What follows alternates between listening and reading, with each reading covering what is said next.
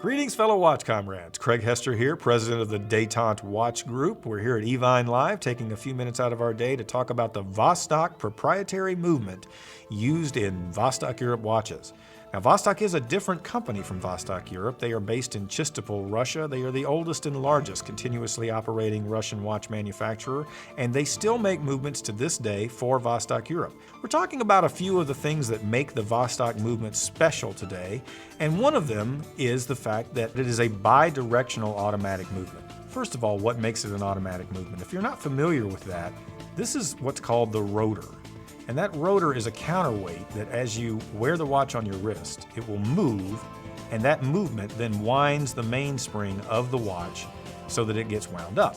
Most automatic movements are what you would call unidirectional, which means there's one direction that you spin the rotor to actually wind the watch. Now, what does bidirectional mean? That means that either direction that we move this rotor, it will wind the watch to drive the mainspring. One of the questions we get asked all the time is, how should I put this on my watch winder if I want to wind it?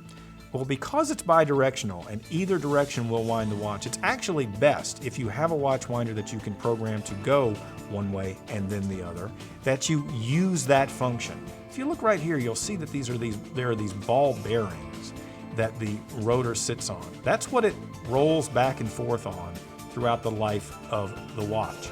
Because of the fact that the watch will wind, the movement will wind in either direction, it will give you a more even wear on the ball bearings. One other point that we haven't talked about in this movement is you can actually manually wind the Vostok movements from Chistopol.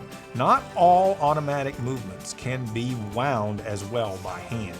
And it's a good idea if your movement completely winds down, you set it on your dresser, and 2 or 3 days go by, you come back and it's completely without any energy.